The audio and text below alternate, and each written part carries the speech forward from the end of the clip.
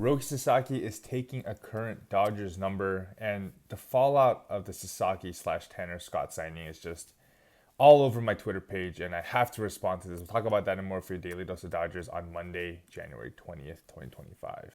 Roki Sasaki has chosen a number. It is number 11, which was worn by Miguel Rojas last year. Rojas has graciously given our new ace the preferred number. Miguel Rojas will be moving back to 72, which he used to wear way back in the day, which is a cool little throwback. Probably in his last season, Miguel Rojas will be rocking his original jersey number. Let's hope that it ends with the World Series victory for him, send him off into the sunset.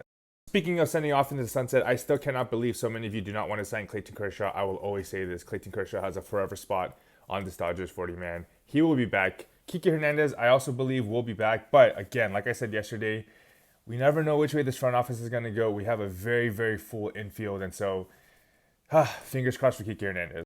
Now, of all the responses that I've seen with the Dodgers signing Roki Sasaki and Tanner Scott, along with all the deferral money that the Dodgers have awarded this offseason, I think the funniest thing to me has been this idea that a salary cap is theoretically going to fix this issue in Major League Baseball. I'm not asking anybody to care about the financial well-being of a baseball player because at the end of the day, they're going to be making a lot more money than us playing a sport. However, salary caps create arbitrary caps on what any individual player is able to make. And you may think it doesn't really affect these players that much. And maybe it doesn't on the high end, but for the majority of the league that are not receiving huge money, salary caps hurt them astronomically more. And so I do not think, and rightfully so, a players union for Major League Baseball would ever agree to that. And I don't think that's the solution for this. I think at the end of the day, everybody needs to take a step back and just see if this is going to work out. If the Dodgers get hurt or if these players end up being bust, everybody's going to be laughing at the Dodgers.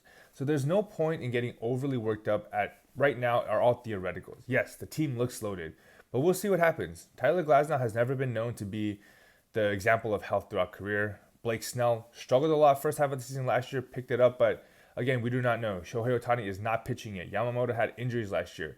Roki Sasaki has been injured over the last couple of years. Clayton Kershaw has not even signed onto the roster yet. So it is still to be seen if the Dodgers team, this one, even though it is as amazing as it is going to step up and be the team that people expect it to be. So everybody needs to relax. I don't think these widespread changes to baseball are wise at this point to try and broach.